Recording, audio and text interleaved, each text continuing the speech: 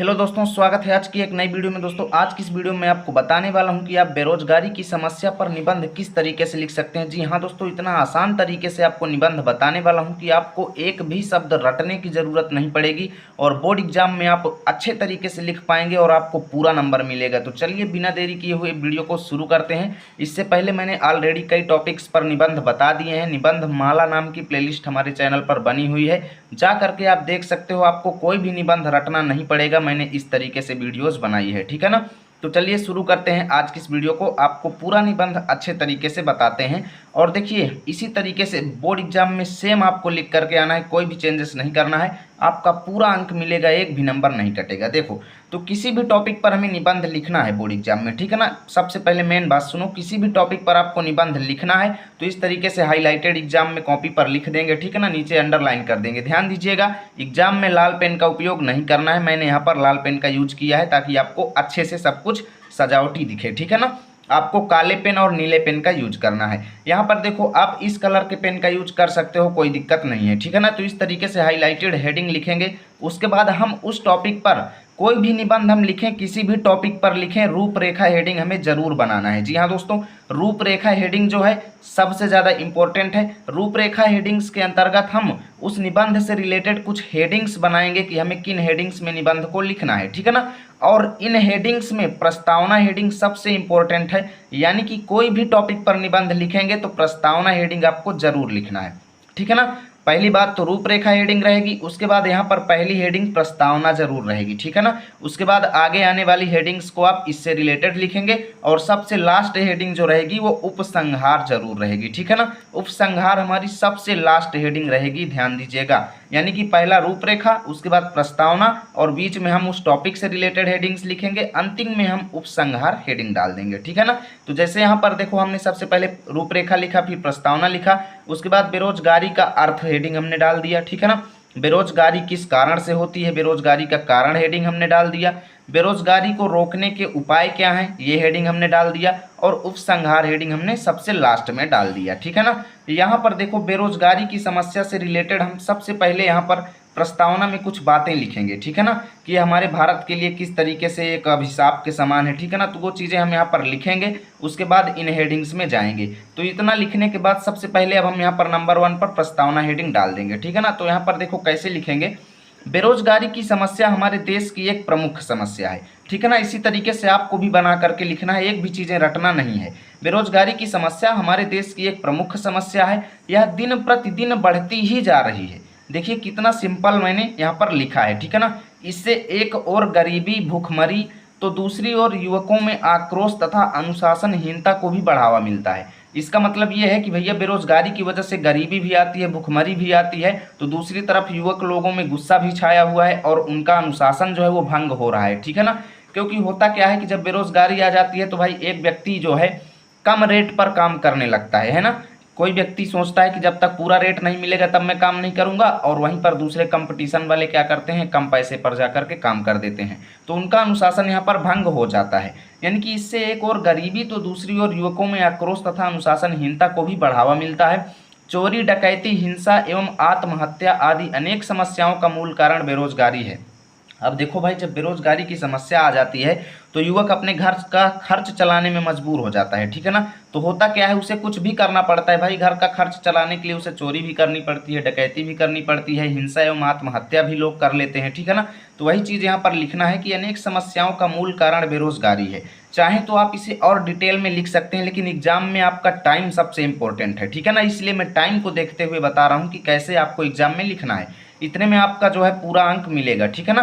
बेरोजगारी का अर्थ अगली हेडिंग हम डाल देंगे। जैसे यहाँ पर देखें तो हमारी नेक्स्ट हेडिंग है बेरोजगारी का अर्थ, तो यहाँ पर हम अगली हेडिंग डाल देंगे बेरोजगारी का अर्थ, ठीक है ना।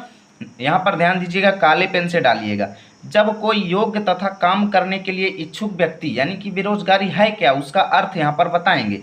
जब कोई योग्य तथा काम करने के लिए इच्छुक व्यक्ति प्रचलित मजदूरी पर काम करने के लिए तैयार हो, यानी जो रेट चल रहा है, जैसे हम लोगों के यहाँ मिस्त्रियों का रेट चलता है 600 रुपये पर डे का, तो उस हिसाब से जो है प्रचलित मजदूरी पर काम करने के लिए तैयार हो कोई योग्य मिस्त्री और उसे काम न मिले, कोई ऐसा ही व्यक्ति हो जो कम मतलब प्रचलित रेट पर तैयार हो पर उसे काम न मिले, तो ऐसी अवस्था क्या कहलाती है, बेरोजगारी कहलाती है।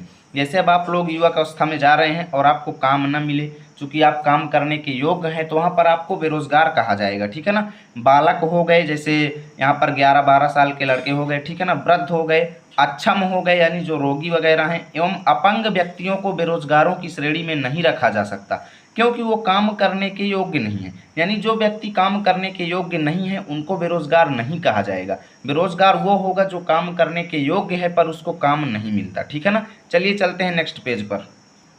तो उसके बाद देखिए दोस्तों, यहाँ पर हमने अगली हेडिंग डाल दिया है बेरोजगारी का कारण। यानी रूपरेखा में हमने जितनी हेडिंग्स बनाई थी बारी बारी से उसी को लिखेंगे और उसके अंदर हम चीज़ों को व्यक्त करेंगे, ठीक है ना।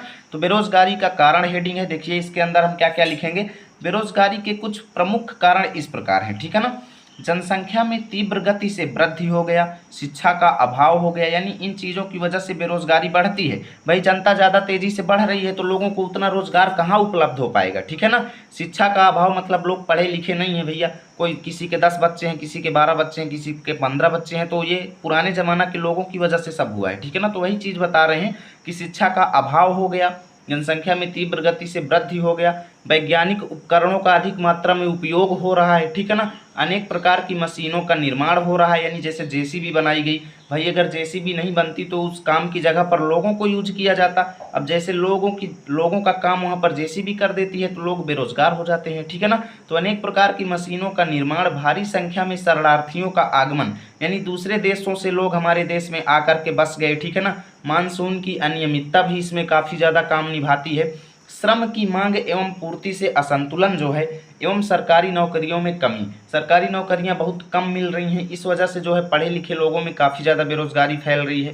तो इतने कारण आपको बता देना है, काफ़ी ज़्यादा हैं इतने, ठीक है ना। उसके बाद देखिए अगली हेडिंग हम लिखेंगे बेरोजगारी को रोकने के उपाय, कि भैया बेरोजगारी किस तरीके से रोकी जा सकती है, उस पर हम अपने कुछ सुझाव देंगे। जैसे देखिए बेरोजगारी को दूर करने के लिए निम्न तरीके अपनाना चाहिए। क्या क्या, जैसे देखो, जनसंख्या वृद्धि पर नियंत्रण करना चाहिए, परिवार नियोजन को विस्तारित करना चाहिए, यानी परिवार नियोजन का ज्ञान प्रत्येक व्यक्ति को होना चाहिए, ठीक है ना।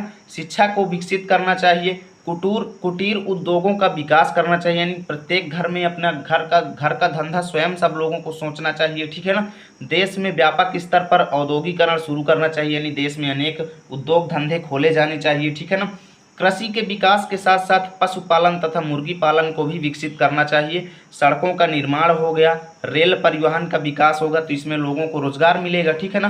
पुल निर्माण, मनरेगा को सुचारू रूप से चालू रखना इत्यादि, ठीक है ना। इन सब उपायों से हम क्या कर सकते हैं, बेरोजगारी को दूर कर सकते हैं।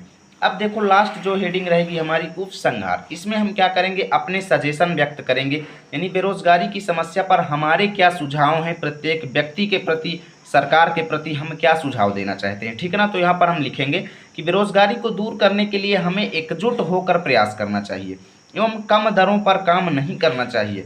हमें स्वयं का छोटा धंधा शुरू करके लोगों को रोजगार देना चाहिए, ठीक है ना। तथा बहुत ही ज़रूरत पड़ने पर मशीनों का उपयोग करना चाहिए, ज़्यादा से ज़्यादा मजदूरों को रोजगार देना चाहिए। इन सब तरीकों से हम बेरोजगारी की समस्या को दूर कर सकते हैं, ठीक है ना।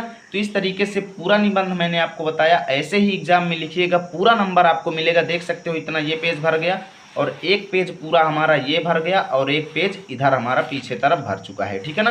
यानी कि 2-2.5 पेज हमारा निबंध हो गया, इसमें हमारा एक भी अंक नहीं कटेगा। तो उम्मीद करता हूँ वीडियो अच्छी लगी होगी। इसका पीडीएफ चाहिए तो Telegram channel learn with RP join कर लीजिएगा, वहाँ पर पीडीएफ मिल जाएगा। मिलेंगे आपके साथ नए वीडियो में, तब तक के लिए जय हिंद जय भारत।